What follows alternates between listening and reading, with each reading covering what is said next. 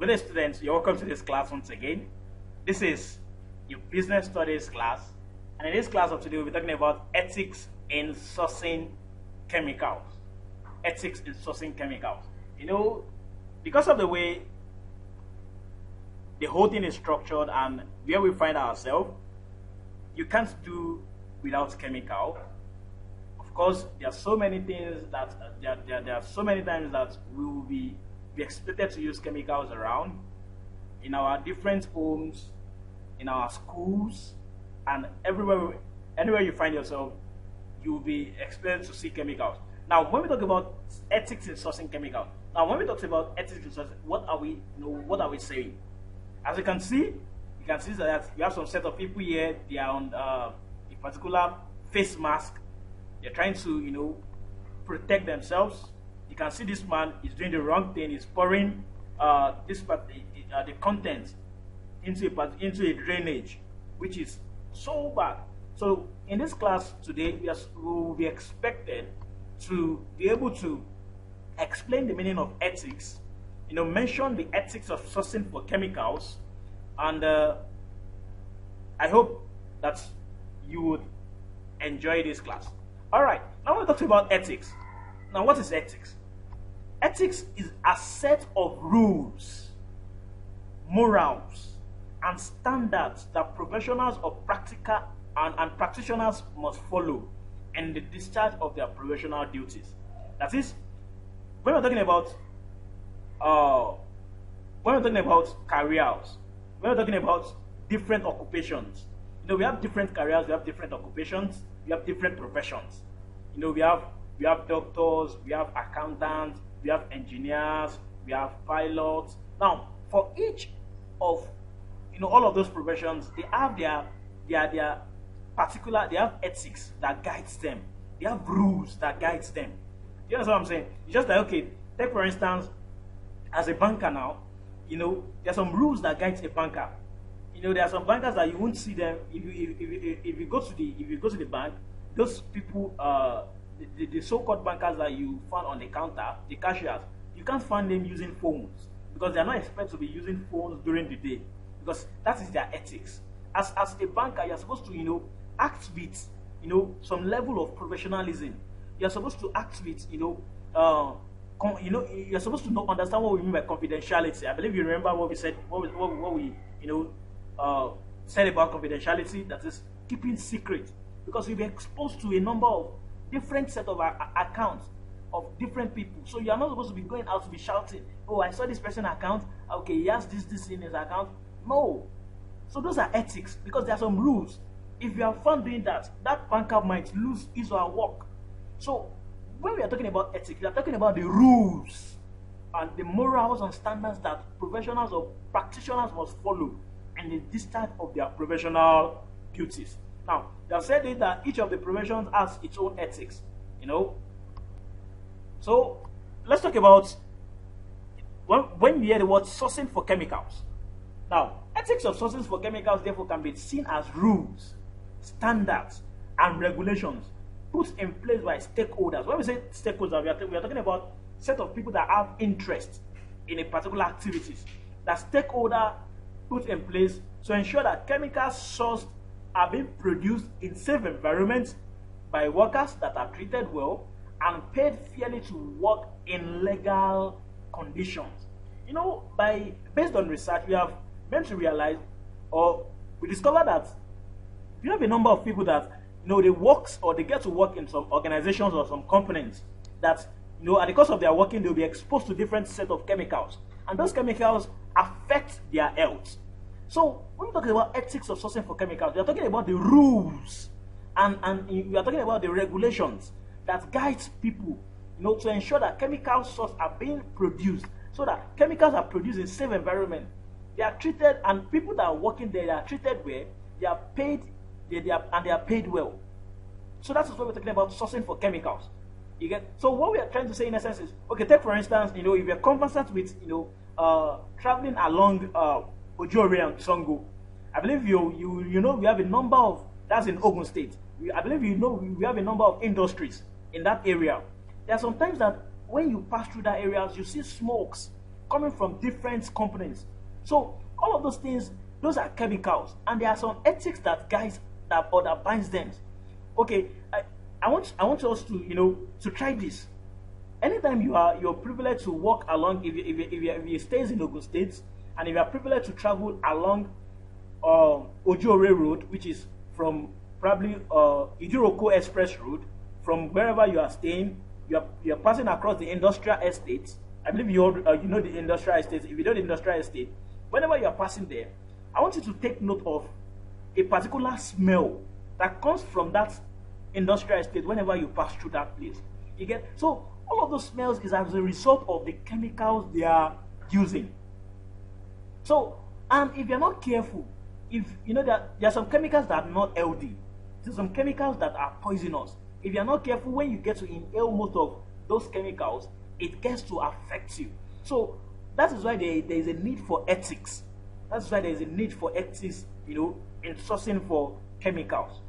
Just look at your house. You have most of us use gas to to cook our food, and it is not good to be able to inhale most of all of those chemicals. So we have in most times, in most cases, we have chemicals around us. Even for most of us, we use strong chemicals to clean or to do our chores, our house chores. And suppliers of chemicals are supposed to respect environment. Throughout the production and distribution of chemicals, they are supposed to respect. When you're talking of respecting the environment, that is, you're supposed to dispose of all the chemicals you are using in a safe manner, not in the sense that at the cost of disposing them, or at the point of disposing them, it causes it injures the health of people. I don't know if you're privileged to okay, so let's go. I wanted to share a particular story with us. I might get to share with you probably before the end of this class. All right. So when we're talking about the sourcing for chemicals, so it includes, number one, that all individuals and organizations sourcing for chemicals must ensure that the containers of the chemicals are properly and adequately labeled. And this is not only limited to chemicals purchased, but also chemicals transferred from one container to another container, and those ones prepared in a laboratory that are not to be used immediately. That is, you are supposed to label all chemicals properly. If you're not careful, that sometimes that even the raid, the chemicals we use in killing mosquitoes in our different homes, we have raid, we have snipers and the likes like that. All of those things are deadly. And take for instance, if those particular content, those particular chemicals, they are placed in a container that you are not aware of, they are not properly labeled, you will agree with me that someone could go ahead and pick up those containers to probably use for one thing or the other, which could be or which might be harmful to their health. So the first ethic is that all individuals and organizations sourcing for chemicals, they must ensure that containers of the chemicals are properly and adequately labeled. All right, so unlabeled chemicals are dangerous, as a person to use it may not know their content. Because if you do not know what is in the content, you don't know how and where to apply them, it could be harmful to your health. And chemicals of all kinds, whether purchased, whether they are prepared in the laboratory, and whether they are not for immediate use, whether they are transferred from one container to the other, or on anything, they have to be labeled. So the first ethic is all your chemicals have to be labeled. So you have to be careful whenever you see chemicals to read through the labels on them. Now there are some chemicals that they will tell you that you must not have eye contact with all of these things. By the time you check the Mortein, the raid, the sniper that you use, if you check the gas that you use at home, most of them are not health friendly. So when we talk about labeling chemical, on chemical purchase, there's some things you have to take note. Now, before any chemical is purchased, the buyer must ensure that, number one, what should they ensure? That the trademark or the name of the chemical is on the label. You are not supposed to get or buy any chemical when there is no label or trademark on the chemical, because you never can tell. You don't know what they must have mixed together. And if thing is harmful, they will know who to trace. So the name must be on the label before you purchase any chemical. Number two, the hazardous composition of the chemical must be written on the label. That is when we're talking about hazardous. We're talking about those things that could be harmful. So the harmful impact, the composition, everything that makes up the chemical, it should be written on the label. Okay, this is the composition of this and this. It should be on the label before you can purchase any chemical.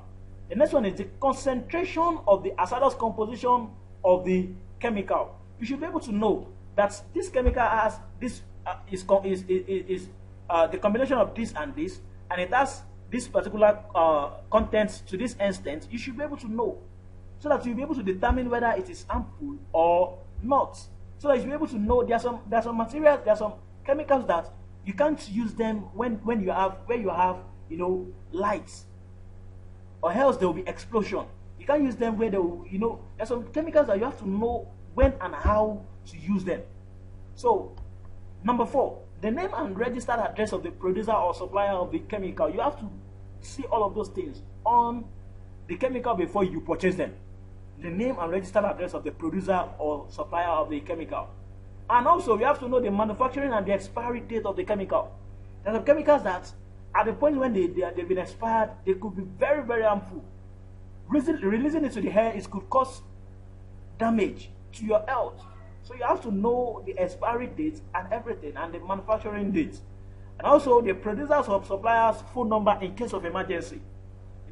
There's something we call in case of emergency. That is, at the point when you want to get in touch with the producer or suppliers, like almost immediately, you should be able to get their numbers on the labels. And last, okay, so we said we have handling and health hazard inherent in the chemical. That is, they should be able to tell you how to handle them. They will tell you you should not maintain. I mean, you should not have eye contact. There will be a series of measures or guidelines on how to manage those chemicals. All right, so that's that on when you are purchasing chemical. Those are the ethics. Those are the things you have to take note of. And when we talk about when you have we have chemicals that you produce or prepared in the laboratory. So for chemical solutions that are prepared in the laboratory, now that is, most of them, they might not be for immediate use. So you must follow these particular instructions, and they must have the following content on their labels. And number 1, the hazardous composition of the chemical is written on the label. They have to be written. The composition. Okay, you have mixed this with this. You have mixed this with this. All the content that you have mixed together, you have to show them. Number 2 is the handling and health hazard inherent in the chemicals. You should be able to show them or tell them how to handle those things and the impact it will have on their health. And the next one is protective devices such as laboratory coats, gloves, goggles, and chemical films. You should be able to, on the chemicals that you have produced in the library, in the laboratory, sorry, you should be able to have all of those things. Okay, there are some chemicals that before you use them, you have to use your laboratory coats. You have to use your glove.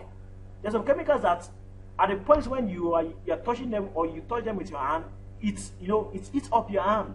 So you are supposed to, or it eats up your flesh, or it could cause some serious hazard. So all of those things, the protective device that you're supposed to use, everything has to be labeled. It has to be on their label. And also the preparation and the expiry date of the chemical has to be there for chemicals produced in the laboratory. And lastly, we have the identity of the preparer of the solution. Also, we have the second ethics, and another ethical standard that individuals and organizations searching for chemical must ensure is accuracy in the measurement of chemicals. Now, when we're talking about accuracy in the measurement of chemicals, I've mentioned that we have a number, to survive, we have a number of chemicals around us that we need to use for our day-to-day activities. But when they are not measured accurately, it could cause hazard. It could cause something else on us. Most times, even the drugs we use, they comprise of chemicals. And when those chemicals are not measured accurately, it could be harmful to our health. And chemicals are used in production of virtually everything used by human beings. And if the actual content needed to produce such a thing is not ensured, the output of finished product may be harmful. It may be harmful. So, for instance, drug produced with inaccurate measurement will result into the production of substandard drugs, and that has killed many innocent Nigerians. You know, when you say you want to use drugs, you use this, use another one, and before you know it, it kills. Because all of those things are too much for your system, for your body system. So that's that about the ethics. And we're talking about the third one, which is the inclusion of safety guides. That is, there should be guide. There's some chemicals that before you use them, you can see people you can see them in their coats, you can see them with the glove and mask before you can use them, because it has to you can't sustain having them on your flesh. So you have to cover up yourself. So there have to be safety guides in either the carton or the label of the chemical. I mean, this will assist the laboratory attendants or technologists handling to avoid the dangers posed by the chemicals. So there are some chemicals that you're not supposed to, it's not supposed to drop on the water you are using in your different houses. So because it could, kill. It could be harmful. So those are the things. So the safety guides have to be included in the label or in your carton. All right. So also, an individual or organization sourcing for chemicals must study the identity of the manufacturer and ensure that it belongs to a standard professional body that will constantly audit and review the activities so as to be in compliance with global best practices. To be able to protect us in Nigeria, because we know, just as I've said, we have a number of our drugs that we use chemicals to produce to help us, to protect us from using substandard drugs or drugs that are not produced well. A number of companies or organizations, we have a number of them in Nigeria. Take for instance, we have NAFDAC, National Agency for Food and Drugs Administrative Control. We have NAFDAC, we have the SON, we have the Standard Organization of Nigeria. So all of those things have, what they've done is they will carry a test on all the chemical industries, all those production industries, to check and ensure that the chemical they are using is standard and they are using the accurate measurement. In fact, what they used to do is there's something that we call quality test on the product they produce before they release it out. So that is why when you buy some drugs, you see that they will ask you to scratch a particular pin, ask you to scratch a particular side of the drug, and send, most especially for the malaria drugs that you use, and send to a particular number. And what you will see is NAFDAC could send you a message to confirm whether that drug is okay or not. So an individual sourcing for chemicals must study the identity of the manufacturer and ensure that it belongs to a standard professional body. So when you're not seeing NAFDAC, when you're not seeing SON on those drugs, that is to tell you that you have to run for your life. Because all of those bodies would ensure that they are not giving us bad products. They will ensure that they are not giving us substandard products. So those are the ethics for sourcing for chemicals. All right, I have practice questions or practice exercises that you can use to assess yourself. Because at the end of the week, I'll be setting some questions that would use to evaluate your performance on this lecture. And I trust that you would do well. However, you could use all of this to prepare for the test. Briefly explain the ethics of sourcing for chemicals, state the ethical requirements of chemicals purchased, list the content that must be on the label of chemical prepared in the laboratory that are not for immediate use. All right, thank you. If you have any question, please ask. You can ask on our WhatsApp group. If you want to join the WhatsApp group, you could click on or you could reach us in the description below.